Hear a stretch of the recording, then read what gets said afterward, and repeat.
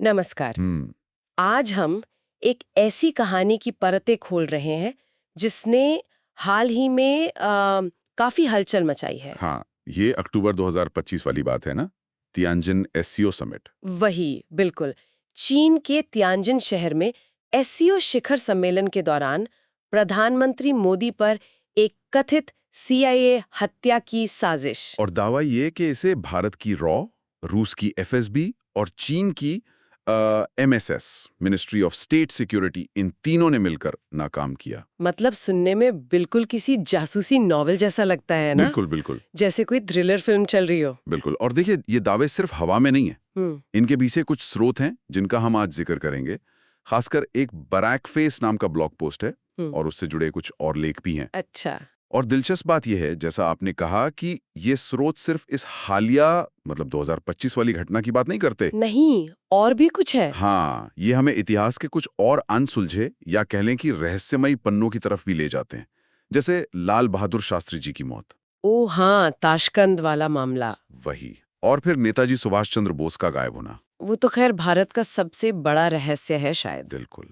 और यहाँ तक कि 1955 में चीनी प्रीमियर ज़hou एनलाई पर हुए एक कथित हमले की कोशिश का भी जिक्र है इन स्रोतों में। बाप रे।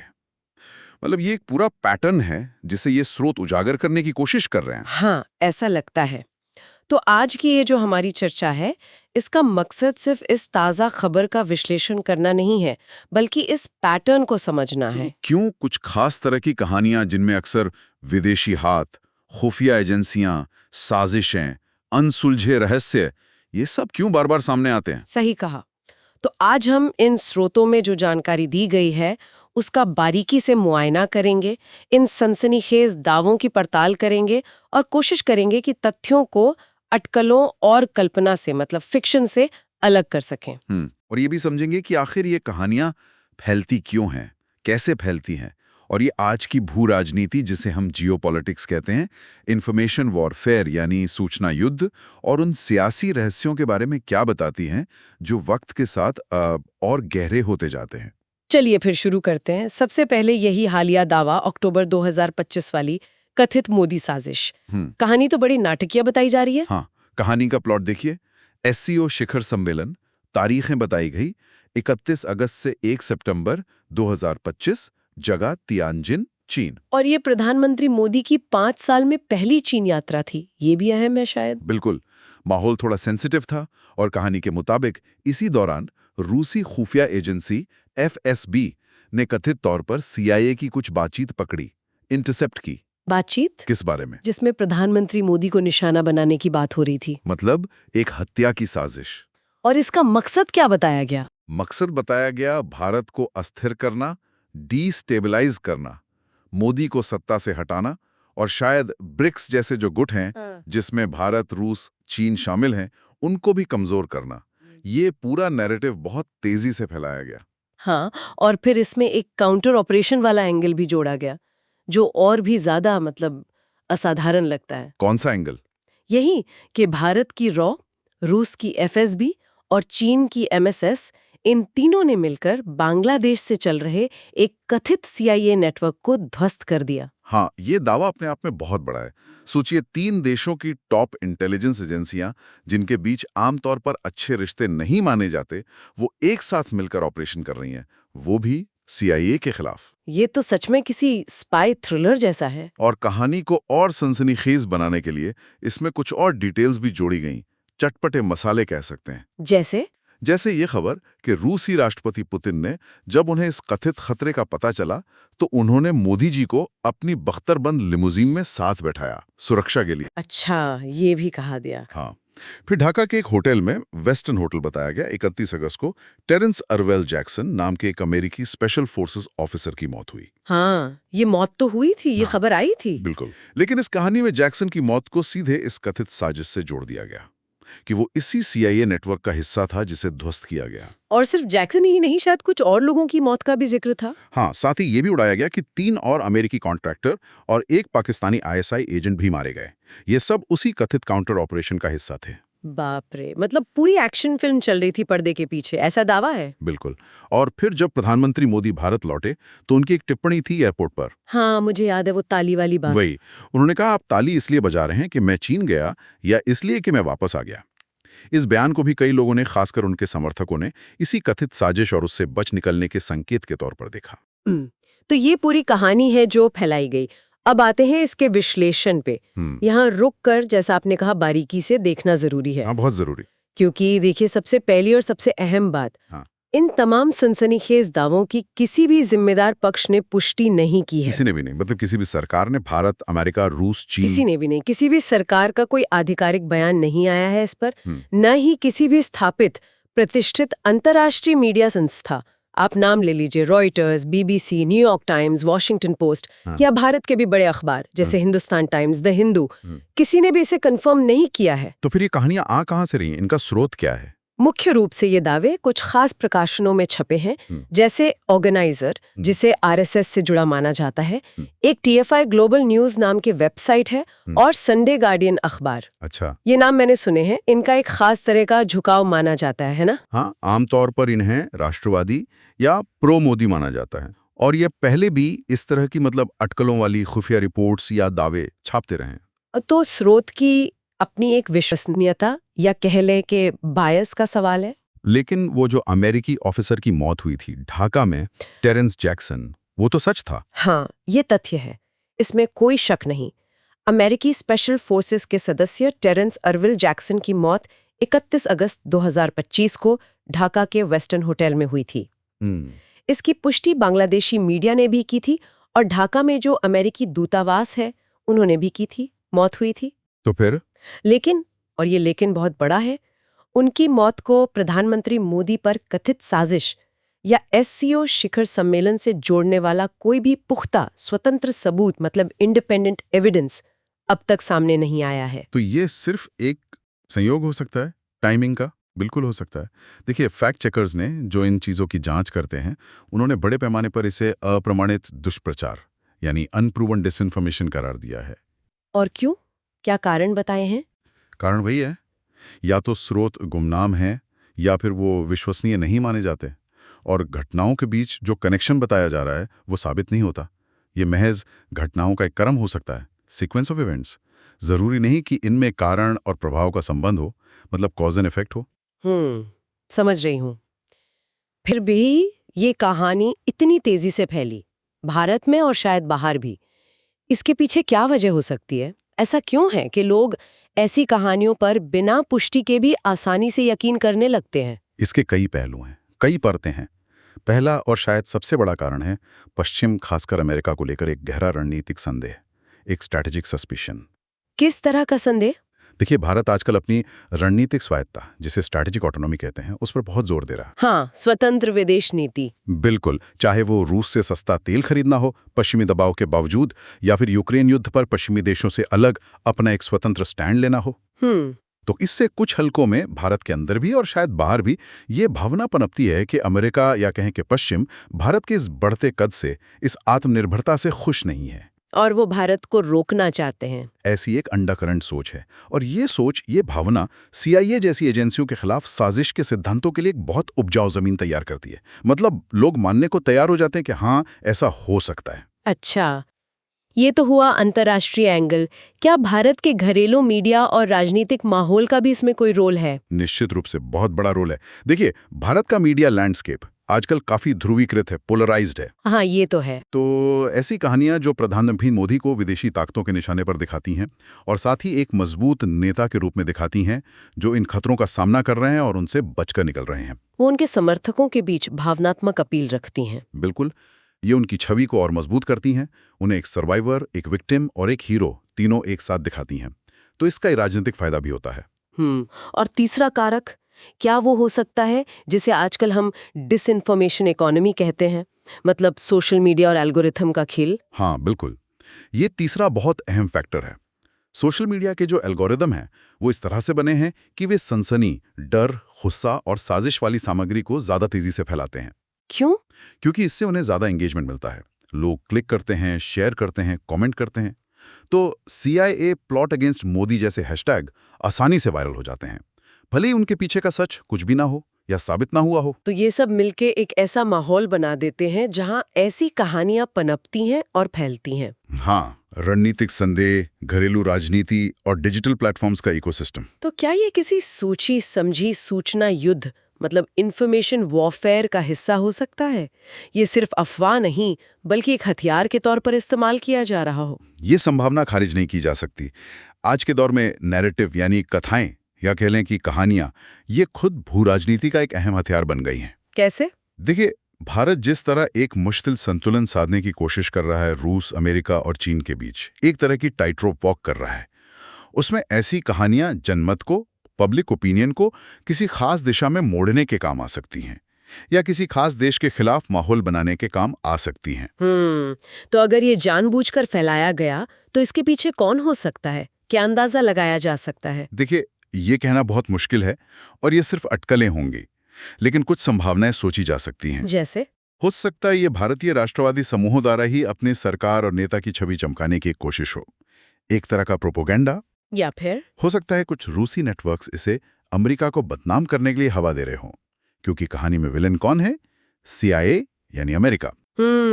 या ये भी संभव है कि चीनी प्लेटफॉर्म्स ने, चीन की सरकार ने नहीं, लेकिन प्लेटफॉर्म्स ने इसे जानबूझकर फैलने दिया हो। क्यों? ताकि चीन एक मददगार पड़ोसी की तरह दिखे जिसने भारतीय प्रधानमंत्री की जान बचाने में मदद की। अच्छा, ये भी एक एंगल है। या फिर ये सब कुछ ना हो सकता है ये किसी एक स्रोत से ना निकला हो, बल्कि ये सिर्फ मौजूदा अंतर्राष्ट्रीय तनावों और गहरे बैठे शक, एक तरह की पैरानोया का नतीजा हो जो डिजिटल दुनिया में अपने आप ऑर्गेनिक तरीके से फैल गया। मतलब कोई एक मास्टरमाइंड जरूरी नहीं है। जरूरी नहीं है, हो सकता है ये बस माहौल का नतीजा हो। तो कुल मिलाके ये जो मोदी वाली कहानी है, ये एक बेहद सनसनीखेज दावा है जिसकी कोई आधिकारिक पुष्टि नहीं हुई है, जिसके स्रोत संदिग्ध हैं, लेकिन इसका फैलना अपने आप में महत्वपूर्ण है।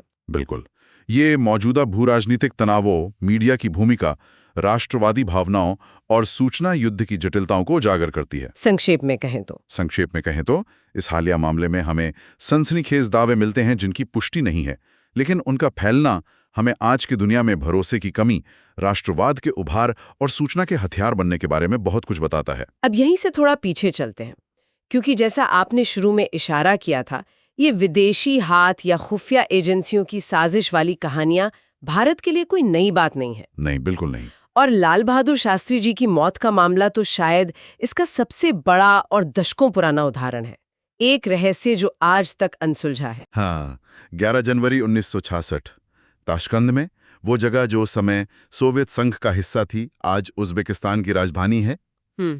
भारत पाकिस्तान के बीच जो 1965 का युद्ध हुआ था, उसे समाप्त करने वाले ऐतिहासिक ताशकंद समझौते पर हस्ताक्षर हुए 10 जनवरी को, और उसके महज कुछ घंटे बाद 11 जनवरी की सुबह भारत के तत्कालीन प्रधानमंत्री लाल बहादुर शास्त्री की अचानक मृत्यु हो गई।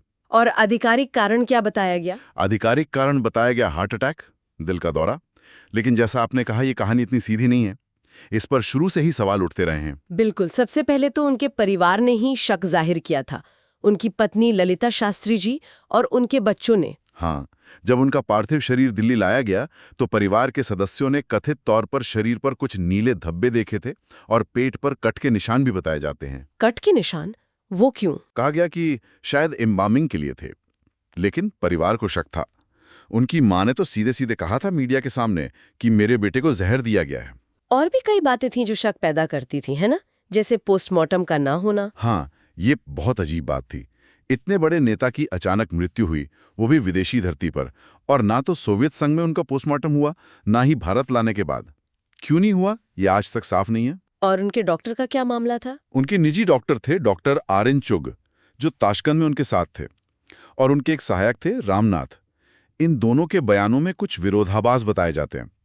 बाद में कहा गया कि डॉक्टर चुग के नोट्स और उनकी डायरी, जिसमें शायद उस रात की घटनाओं का ब्यौरा हो सकता था, वो गायब हो गई। गायब हो गई? हाँ, और फिर कहानी और रहस्यमयी हो जाती है। 1977 में जब देश में जनता पार्टी की सरकार थी और इस मामले की दोबारा जांच की मांग उठ रही थी, तब डॉक्टर चुग और उनके पूरे परिवार की एक सड़क दुर्घटना में मौत हो गई। क्या? पूरे परिवार की? हाँ, उनकी पत्नी और 2 बच्चों समेत। इसे महज हादसा माना गया, लेकिन शक करने वाले इसे भी साजिश से जोड़ते हैं। ये तो बहुत ही अजीब है। और दस्तावेजों का क्या? क्या ताशकंद यात्रा से जुड़े सारे दस्तावेज सार्वजनिक हैं? नहीं, यही एक और मुद्दा है। भारत सरकार द्वारा ताशकंद यात्रा और शास्त्री जी की मौत से जुड़े कुछ अहम दस्तावेज आज भी गोपनीय यानी क्लासिफाइड रखे गए हैं। उन्हें सार्वजनिक नहीं किया गया है। तो ये सब मिलके शक को और गहरा करते हैं। अब यहाँ शीत युद्ध का जो संदर्भ है, कोल्ड वॉर का कॉन्टेक्स्ट, वो बहुत महत्वपूर्ण हो जाता है ना? बिल्कुल। देखिए, शास्त्री जी की मृत्यु कहाँ हुई? सोवियत धरती पर। उस समय भारत और सोवियत संघ के रिश्ते मजबूत हो रहे थे और अमेरिका इसे शक की नजर से देखता था। हाँ, अमेरिका भारत की गुटनिरपेक्ष नीति और सोवियत संघ से बढ़ती नजदीकी को लेकर असहज था। तो यहीं से CIA की भूमिका का सिद्धांत पनपता है। क्या सिद्धांत है? क्या कहा जाता है? कई सिद्धांत हैं, लेकिन एक प्रमुख सिद्धांत भारत के परमाणु कार्यक्रम से जुड़ा है। परमाणु कार्यक्रम शास्त्री जी के समय में हाँ, कहा जाता है कि 1965 के युद्ध के बाद, जिसमें चीन का भी खतरा महसूस हुआ था, शास्त्री जी ने भारत के परमाणु कार्यक्रम के जनक डॉक्टर होमी जहांगीर भाभा को परमाणु परीक्षण की दिशा में आगे बढ़ने की एक तरह से अनौपचारिक हरी झंडी दे दी थी। अच्छा। और अब देखिए टाइमिंग, शास्त्री जी की मौत हुई 11 जनवरी 1966 को। उसके ठीक 13 दिन बाद 24 जनवरी 1966 को डॉक्टर होमी भाभा की भी फ्रांस के माउंट ब्लैंक पहाड़ों में एक विमान दुर्घटना में मृत्यु हो गई। ओह, ये तो बहुत चौंकाने वाली बात। बिल्कुल। तो एक थ्योरी ये है कि ये दोनों मौतें शास्त्री जी की और डॉक्टर भाभा की महज संयोग नहीं थीं। ये भारत को परमाणु शक्ति बनने से रोकने के लिए CIA की एक सोची समझी साजिश थी। क्योंकि अमेरिका नहीं चाहता था कि भारत परमाणु बम बनाए। हाँ, और दूसरा एंगल अमेरिका पाकिस्तान का भी जुड़ा जाता है। वो कैसे? देखिए, 1965 के युद्ध में अमेरिका ने खुलकर पाकिस्तान का समर्थन किया था। भारत की जीत और उसके बाद ताशकंद में हुआ समझौता, जिसमें सोवियत संघ ने मध्यस्थता की, वो अमेरिका के लिए एक तरह का कूटनीतिक झटका था। तो इस थ्योरी के मुताबिक अमेरिका शास्त्री जी से खुश नहीं था और उन्हें रास्ते से हटाना चाहता था। लेकिन ये सब थ्योरीज हैं, क्या इनका कोई ठोस सबूत, कोई डायरेक्ट एविडेंस मौजूद है? देखिए, यहीं पर मामला अटक जाता है। सीधा अकाट्य प्रमाण, जिसे हम डायरेक्ट इररिफ्यूटेबल प्रूफ कहते हैं, वो आज तक सामने नहीं आया है। तो ये सब किस आधार पर कहा जाता है? ये ज्यादातर परिस्थितिजन्य साक्ष्यों, मतलब सर्कमस्टेंशियल एविडेंस पर आधारित है। उस दौर का भू-राजनीतिक माहौल, घटनाओं की टाइमिंग, कुछ पूर्व खुफिया अधिकारियों के अस्पष्ट दावे या इशारे। हाँ, ये बात सही है कि लीक हुए या डिक्लासिफाई हुए अमेरिकी खुफिया दस्तावेजों में उस दौर में भारत की परमाणु महत्वाकांक्षाओं पर चिंता जरूर जाहिर की गई है, लेकिन शास्त्री या भाभा की मौत में सीधे अमेरिकी हाथ होने का कोई दस्तावेजी सबूत सार्वजनिक डोमेन में नहीं है। और भारत सरकार की जो चुप्पी है, जो दस्तावेजों को गोपनीय रखने का रवैया है, उसने भी तो इस रहस्य को बनाए रखने में मदद की है। हाँ, ये भी एक बहुत बड़ा कारक है।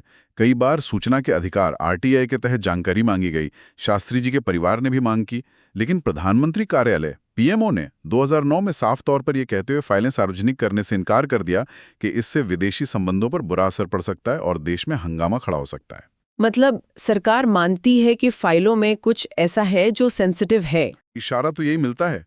आज भी कम से कम एक फाइल ऐसी बताई जाती है जो अभी भी क्लासिफाइड है, और शास्त्री जी के परिवार के लोग, खासकर उनके बेटे सुनील शास्त्री और अनिल शास्त्री, वो लगातार जहर दिए जाने का शक जताते रहें और एक निष्पक्ष जांच की मांग करते रहें। तो शास्त्री जी का मामला हमें दिखाता है कि कैसे एक आधिकारिक मृत्यु के कारण पर गंभीर सवाल उठ सकते हैं, खासकर जब वो किसी बड़े नेता की विदेश में हुई हो, और वो भी ऐसे समय में जब भू राजनीतिक तनाव चरम पर हो। बिल्कुल। ये जो हालिया मोदी वाली कहानी का पैटर्न है, उससे ये कैसे जुड़ता है? क्या समानताएं दिखती हैं? पैटर्न बहुत साफ है, जैसा आपने कहा। पहली समानता, दोनों ही मामलों में शक की सुई एक विदेशी खुफिया एजेंसी, खासकर CIA पर घूमती है। दूसरी समानता, दोनों ही घटनाएं विदेशी धरती पर होती हैं, यह होने का दावा किया जाता है, ताशकंद और तियानजन।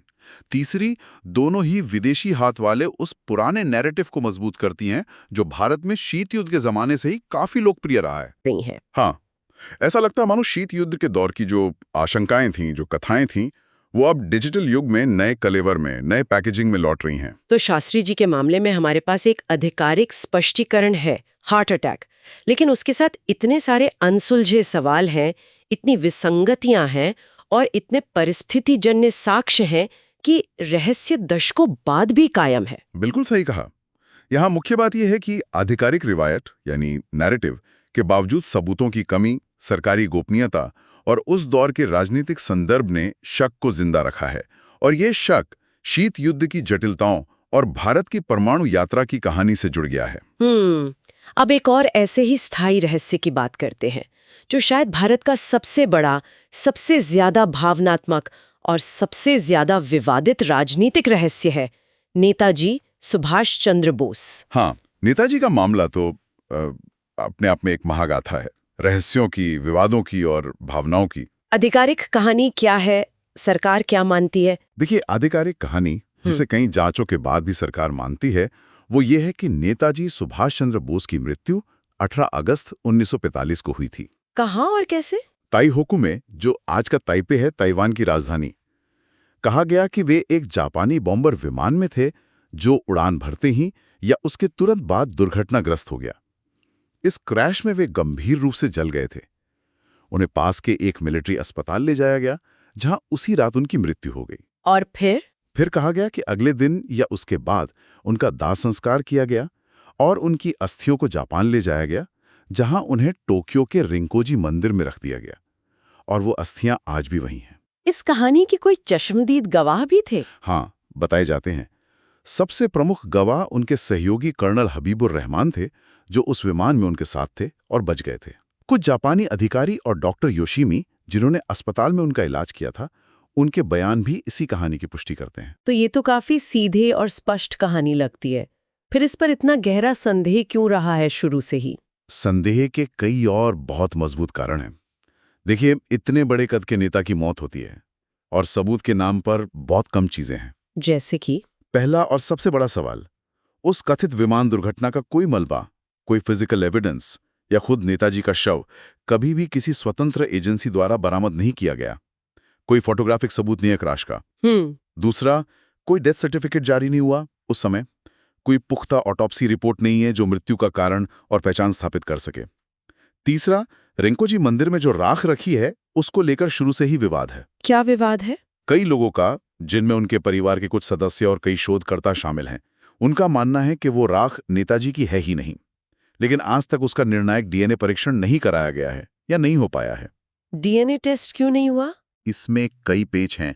तकनीकी कारण बताए जाते हैं, राख की स्थिति, परिवार के सभी सदस्यों की सहमति का मुद्दा, जापान सरकार का रवैया, मतलब ये मामला उलझा हुआ है। अच्छा, और फिर समय समय पर उनके जीवित होने की कहानियां भी तो सामने आती रही। हाँ, ये इस रहस्य का एक और बहुत बड़ा पहलू है। दशकों तक ये अफवाहें चलती रहीं कि नेताजी उस दुर्घटना में मरे नहीं थे, बल्कि बच निकले थे और कहीं छिपे हुए हैं या किसी और रूप में रह रहे हैं। इसमें सबसे मशहूर शायद वो गुमनामी बाबा वाला किस्सा है। हाँ, गुमनामी बाबा या भगवान जी का सिद्धांत, ये शायद सबसे ज्यादा चर्चित थ्योरी रही। इसके अनुसार नेताजी विमान दुर्घटना में बच निकलने के बाद किसी तरह भारत वापस आ गए थे और कई सालों तक उत्तर प्रदेश के अलग अलग शहरों, खासकर फैजाबाद और अयोध्या में एक रहस्यमयी साधु के भेष में रहे। और इसका आधार क्या था? आधार था उन बाबा के पास से उनकी मृत्यु के बाद मिला सामान। उसमें नेताजी के परिवार की कुछ तस्वीरें थीं, कुछ चिट्ठियां थीं, नेताजी की पसंद की सिगारें, रोलेक्स घड़ी और बहुत सारा पढ़ने का सामान, विदेशी साहित्य वगैरह। इन चीजों ने इस थ्योरी को बहुत हवा दी। लेकिन फिर डीएनए टेस्ट हुआ था शायद? हाँ, कलकत्ता हाई कोर्ट के आदेश पर 2016 के आसपास जस्टिस विष्णु सहाय आयोग की जांच के दौरान गुमनामी बाबा के कुछ दांतों का डीएनए टेस्ट कराया गया और उसकी रिपोर्ट में यह आया कि बाबा का डीएनए नेताजी के परिवार के सदस्यों से मैच नहीं हुआ। तो कम से कम वो थ्योरी तो खारिज हो गई। अच्छा, एक और थ्योरी सोवियत संघ से भी जुड़ती है ना? हाँ, ये भी एक प्रमुख वैकल्पिक सिद्धांत रहा है कि नेताजी दुर्घटना के बाद या शायद दुर्घटना हुई ही नहीं और वे मंचूरिया के रास्ते सोवियत संघ पहुंचे थे। वहां क्यों? शायद वे अंग्रेजों के खिलाफ अपनी लड़ाई जारी रखने के लिए सोवियत मदद मांगना चाहते थे। लेकिन वहां पहुंचने के बाद उन्हें या तो स्टालिन के आदेश पर पकड़ लिया गया या किसी साइबेरिया जेल में नजरबंद कर दिया गया या शायद मार दिया गया। इसका कोई सबूत मिला? नहीं। भारत सरकार ने और कई स्वतंत्र शोधकर्ताओं ने भी रूसी अभिलेखागारों में इसकी छानबीन करने की कोशिश की है, लेकिन आज तक ऐसा कोई ठोस दस्तावेजी सबूत नहीं मिला है जो ये साबित कर सके कि नेताजी कभी सोवियत संघ पहुंचे थे या वहां उनकी मृत्यु हुई। तो हमारे पास एक आधिकारिक कहानी है और कई सारी वैकल्पिक थ्योरीज हैं जिनके सबूत नहीं है। इस मामले में तो कई सरकारी जांच आयोग भी बने थे, उन्होंने क्या कहा? हाँ, 3 मुख्य आयोग बने। पहला था शाह नवाज समिति 1956 में। इसने मोटे तौर पर विमान दुर्घटना के सिद्धांत को ही स्वीकार किया। हालांकि नेताजी के बड़े भाई सुरेश चंद्र बोस, जो समिति के सदस्य थे, उन्होंने रिपोर्ट पर असहमति जताई थी। फिर 1970 में बना खोसला आयोग। इसने भी पिछली समिति के निष्कर्षों की ही पुष्टि की, यानी विमान दुर्घटना हुई और नेताजी की मृत्यु हो गई। लेकिन सबसे अहम और सबसे विवादित शायद तीसरा आयोग था, मुखर्जी आयोग। हाँ, जस्टिस मनोज कुमार मुखर्जी आयोग। ये 1999 में बना और इसने बहुत लंबी और विस्तृत जांच की, जिसमें विदेशों में भी गवाहियां ली गईं। और 2005 में इसने अपनी रिपोर्ट सौंपी। और उस रिपोर्ट में क्या था? उस रिपोर्ट का निष्कर्ष बहुत चौंकाने वाला था। जस्टिस मुखर्जी आयोग ने विमान दुर्घटना के सिद्धांत को सिरे से खारिज कर दिया। खारिज कर दिया मतलब माना कि दुर्घटना नहीं हुई थी। हाँ, आयोग का मुख्य आधार था ताइवान सरकार का वो आधिकारिक बयान जो उन्हें जांच के दौरान मिला, जिसमें कहा गया था कि उनके रिकॉर्ड्स के मुताबिक 14 अगस्त से लेकर 25 अगस्त 1945 के बीच ताइहोकू में किसी भी विमान दुर्घटना का कोई जिक्र ही नहीं है। कोई प्लेन क्रैश हुआ ही नहीं उस दौरान। अरे ये तो पूरी आधिकारिक कहानी की जड़ पर ही सवाल उठा देता है। बिल्कुल। और आयोग ने यह भी कहा कि रेंकोजी मंदिर में रखी राख नेताजी की नहीं है। हालांकि आयोग ये नहीं बता पाया कि नेताजी का आखिर हुआ क्या। ये तो बहुत बड़ा निष्कर्ष था। फिर सरकार ने क्या किया? रिपोर्ट मानी? नहीं। तत्कालीन यूपीए सरकार ने मई 2006 में संसद में मुखर्जी आयोग की रिपोर्ट को ये कहते हुए खारिज कर दिया कि आयोग के निष्कर्ष विश्वसनीय साक्ष्यों पर आधारित नहीं है और कोई वैकल्पिक सिद्धांत भी आयोग साबित नहीं कर पाया है। मतलब एक न्यायिक आयोग की रिपोर्ट को सरकार ने मानने से इनकार कर दिया। हाँ, और इसलिए आधिकारिक तौर पर भारत सरकार आज भी विमान दुर्घटना वाले सिद्धांत को ही मानती है, भले ही एक न्यायिक जांच आयोग उसे खारिज कर चुका है। तो ये रहस्य क्यों बना हुआ है? एक तरफ आधिकारिक कहानी, दूसरी तरफ एक न्यायिक आयोग का उसे खारिज करना, फिर सरकार का उस आयोग की रिपोर्ट को खारिज करना, ये तो बहुत कंफ्यूजिंग है। इसके कई कारण हैं कि ये रहस्य क्यों जिंदा है। पहला, जैसा मैंने कहा, नेताजी का कद और उनकी छवि। वो एक महान क्रांतिकारी थे जिन्होंने अंग्रेजों को सीधी चुनौती दी। बहुत से भारतीयों के लिए ये स्वीकार करना मुश्किल है कि उनकी मौत एक साधारण विमान दुर्घटना में हो गई। उनकी शख्सियत से ये मेल नहीं खाता। दूसरा कारण? दूसरा, राजनीतिक उपयोगिता।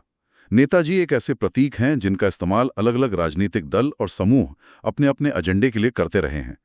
उनके रहस्य को जिंदा रखने में कुछ लोगों का स्वार्थ भी हो सकता है। और तीसरा? तीसरा, दशकों तक फाइलों को गोपनीय रखा जाना। हालांकि 2016 में प्रधानमंत्री मोदी की सरकार ने नेताजी से जुड़ी बहुत सारी फाइलें सार्वजनिक कर दी, डिक्लासिफाई कर दी। हाँ, ये हुआ था। लेकिन उन फाइलों में भी कोई ऐसी निर्णायक जानकारी, कोई स्मोकिंग गन नहीं मिली जो रहस्य को पूरी तरह से सुलझा सके। फाइलों से भी मिली-जुली तस्वीर ही सामने आई। और चौथा कारण शायद ये है कि ये अब इतिहास से ज्यादा एक मिथक, एक किंवदंती बन चुका है। बिल्कुल। ये अब फैक्ट से ज्यादा भावनाओं और विश्वास का मामला बन गया है। नेताजी की कहानी अब भारतीय मानस का हिस्सा है, एक लेजेंड की तरह। तो संभावना शायद यही है कि दुर्घटना हुई होगी, लेकिन सबूतों की जो कमी है, जो विरोधाभासी जांचें हैं और जो सरकारी रवैया रहा है, उसने संदेह को हमेशा के लिए जीवित रखा है। बिल्कुल। बॉस का मामला हमें यही बताता है कि कैसे सबूतों का अभाव, सरकारी गोपनीयता, जांचों में विरोधाभास और राष्ट्रीय भावना मिलकर एक रहस्य को पीढ़ियों तक जिंदा रख सकते हैं। यहाँ मुख्य बात है आधिकारिक कहानी पर लगातार उठने वाले सवाल और उनका संतोषजनक जवाब न मिल पाना। चलिए अब अपने चौथे और आखिरी मामले पर आते हैं। यह हमें फिर से शीत युद्ध की साजिशों और खुफिया एजेंसियों की दुनिया में ले जाता है। 1955 में चीनी प्रीमियर ज़ो एनलाई पर कथित हत्या की साजिश। हाँ, ये घटना भी बहुत दिलचस्प है और दिखाती है कि शीत युद्ध के दौरान पर्दे के पीछे क्या-क्या चल रहा था। ये 1955 के प्रसिद्ध बांडुंग सम्मेलन, बांडुंग कॉन्फ्रेंस के आसपास की घटना है। बांडुंग सम्मेलन क्या था? ये इंडोनेशिया के बांडुंग शहर में हुआ था। एशिया और अफ्रीका के जो नए-नए आज़ाद हुए देश थे, उनका एक बहुत बड़ा ऐतिहासिक जमावड़ा था। गुटनिरपेक्ष आंदोलन की नींव यहीं से पड़ी थी। भारत के प्रधानमंत्री नेहरू और चीन के प्रधानमंत्री ज़ो एनलाई इसमें प्रमुख नेता थे। तो चीन के जो प्रीमियर थे ज़ो एनलाई, वो इस सम्मेलन में एक बहुत महत्वपूर्ण हस्ती बनकर उभर रहे थे। और साजिश का केंद्र थी एयर इंडिया की एक फ्लाइट कश्मीर प्रिंसेस, है ना? हाँ, बिल्कुल। एयर इंडिया का एक लॉकहीड कॉन्स्टलेशन विमान था जिसे चार्टर किया गया था। नाम था कश्मीर प्रिंसेस। इसे 11 अप्रैल 1955 को हांगकांग से जकार्ता जाना था बांडुंग सम्मेलन के लिए। इसमें कौन लोग सवार थे? इसमें कुछ पत्रकार थे और चीनी प्रतिनिधि मंडल के कुछ एडवांस टीम के सदस्य थे जो सम्मेलन की तैयारी के लिए जा रहे थे, और खुद ज़hou एनलाई को भी इसी विमान से जाना था। लेकिन वो गए नहीं। नहीं, आखिरी समय में उन्होंने अपनी योजना बदल दी। कहा गया कि उन्हें अपेंडिसाइटिस का ऑपरेशन कराना पड़ा था। कुछ लोग कहते हैं कि शायद कार्यक्रम में कोई और बदलाव था। कारण जो भी रहा हो, नतीजा ये हुआ कि वे उस विमान में सवार नहीं हुए। और विमान का क्या हुआ? विमान हांगकांग से उड़ा और उड़ान भरने के कुछ घंटे बाद जब वो दक्षिण चीन सागर के ऊपर था, हवा में एक जोरदार बम धमाके से फट गया। ओह! विमान क्रैश हो गया। उसमें सवार 19 लोगों में से 16 मारे गए। सिर्फ 3 लोग जो क्रू के सदस्य थे वो चमत्कारिक रूप से बच पाए। तो ये माना गया कि ये बम ज़hou एनलाई के लिए रखा गया था, जो बच गए क्योंकि वो फ्लाइट में थे ही नहीं। हाँ, जांच में यही बात सामने आई। इस मामले की जांच कई देशों ने मिलकर की। भारत, जिसमें आईबी के भविष्य के प्रमुख RN काओ ने बहुत अहम भूमिका निभाई थी। चीन, इंडोनेशिया और हांगकांग उस समय ब्रिटिश कॉलोनी था, तो ब्रिटिश हांगकांग पुलिस। जांच में क्या निकला? किसने रखा था बम? जांच से ये पता चला कि हांगकांग एयरपोर्ट पर एक क्लीनर था जिसे ताइवान में बैठी चियांग काई शेक की राष्ट्रवादी चीनी सरकार, जिसे KMT यानी कुओमिंतांग कहते हैं, उसके एजेंटों ने भर्ती किया था पैसे देकर। और उस क्लीनर ने विमान के व्हील बे एरिया में एक टाइम बम रख दिया था। और ये बम ज़hou एनलाई को मारने के लिए ही रखा गया था। साजिश नाकाम हो गई क्योंकि ज़hou एनलाई प्लेन में थे ही नहीं। तो इसमें KMT यानी ताइवान की भूमिका तो साफ हो गई, जांच में साबित हो गई। फिर इसमें CIA का नाम कैसे जुड़ा? क्योंकि दावा तो CIA की साजिश का भी है। हाँ, देखिए, यहाँ पर मामला थोड़ा धुंधला है, थोड़ा ग्रे एरिया है। KMT की सीधी संलिप्तता तो साबित हो गई थी, इसमें कोई शक नहीं। लेकिन बाद के कुछ सालों में, खासकर जब अमेरिकी सेनेट की चर्च कमिटी ने 1970s के दशक में CIA के गुप्त ऑपरेशनों की जांच की। हाँ, वो वियतनाम युद्ध और वाटरगेट के बाद बनी थी। बिल्कुल। तो उस जांच के दौरान कुछ ऐसे संकेत मिले, कुछ ऐसे दस्तावेज सामने आए जिनसे पता चला कि CIA उस दौर में विदेशी नेताओं, खासकर कम्युनिस्ट नेताओं के खिलाफ हत्या की साजिशों पर विचार कर रही थी या उनमें शामिल भी थी। अच्छा। कुछ दस्तावेजों में सीधा नाम तो नहीं था, लेकिन एक प्रमुख पूर्वी एशियाई नेता को निशाना बनाने की योजना का जिक्र था। तो क्या वो नेता ज़hou एनलाई थे? यहीं पर अटकलें शुरू होती हैं। कुछ विश्लेषक और इतिहासकार मानते हैं कि हाँ, वो पूर्वी एशियाई नेता ज़hou एनलाई ही थे और CIA ने या तो KMT को इस काम के लिए उकसाया था, या उन्हें मदद दी थी, या कम से कम उन्हें इस प्लान की जानकारी थी और उन्होंने इसे रोका नहीं। लेकिन क्या इसका कोई पक्का सबूत है? जैसे कोई CIA का दस्तावेज जिसमें लिखा हो कि हमने KMT को कहा ज़hou को मार दो? नहीं, ऐसा कोई अकाट्य दस्तावेजी सबूत, कोई डायरेक्ट लिंक सार्वजनिक डोमेन में उपलब्ध नहीं है। KMT ने ये काम किया, ये पक्का है। CIA इसमें सीधे तौर पर शामिल थी या नहीं, ये प्रशंसनीय लगता है, खासकर शीत युद्ध के माहौल और CIA की उस समय की गतिविधियों को देखते हुए। लेकिन ये साबित प्रूवन नहीं हुआ है। तो ये पूरी तरह कल्पना नहीं है, लेकिन अटकलें जरूर हैं। इसे हम सिद्ध तथ्य नहीं मान सकते। हाँ, बिल्कुल। इसे हम कह सकते हैं कि ये परिस्थिति जन्य संदेह के दायरे में आता है। ये मामला ये जरूर दिखाता है कि शीत युद्ध कितना खतरनाक खेल था, जहां एक तरफ शांति और सहयोग के सम्मेलन हो रहे थे, वहीं दूसरी तरफ पर्दे के पीछे हत्या की साजिशें रची जा सकती थीं। और ये खुफिया एजेंसियों के बीच की खींचतान को भी दिखाता है। बिल्कुल। चीन, Taiwan, KMT, Bharat, Britain, America, इन सब की खुफिया एजेंसियां इस मामले में कहीं ना कहीं जुड़ी हुई थीं। बांडुंग सम्मेलन, जहां दोस्ती की बातें हो रही थीं, वो असल में एक खुफिया युद्ध क्षेत्र भी बना हुआ था। तो इस मामले का सार ये है कि एक वास्तविक बमबारी हुई, एक हत्या का प्रयास हुआ जो नाकाम रहा, KMT की भूमिका साबित हुई, लेकिन CIA की सीधी संलिप्तता का मामला संदिग्ध है, पर पूरी तरह से खारिज भी नहीं किया जा सकता। बिल्कुल सही। ये शीत युद्ध की वास्तविकताओं, गुप्त ऑपरेशन, प्रोपेगेंडा, दुष्प्रचार और राष्ट्रों के बीच गहरे भरोसे की कमी का एक और सटीक उदाहरण है। तो इन चारों कहानियों, हालिया मोदी वाली साजिश का दावा, शास्त्री जी की रहस्यमयी मौत, नेताजी बोस का अनसुलझा मामला और ज़hou एनलाई पर हुआ हमला, इन सबको अगर हम एक साथ रखकर देखें तो क्या सामान्य सूत्र या पैटर्न उभर कर आते हैं? क्या चीजें हैं जो बार बार दिखती हैं? हाँ, कई दिलचस्प पैटर्न या कह लें कि कॉमन थ्रेड्स दिखते हैं। पहला, जैसा हमने बार बार देखा, विदेशी खुफिया एजेंसियों, खासकर अमेरिका की CIA पर बार बार शक या सीधा आरोप लगना। वो एक पसंदीदा विलन की तरह उभरती हैं नैरेटिव्स में। और दूसरा? दूसरा, महत्वपूर्ण नेताओं की मौत या उन पर कथित हमलों का विदेशी धरती पर होना। शास्त्री ताशकन में, बोस का कथित क्रैश ताइवान में, जू एन लाई पर हमला हांगकांग से उड़े विमान पर और मोदी पर कथित साजिश चीन में।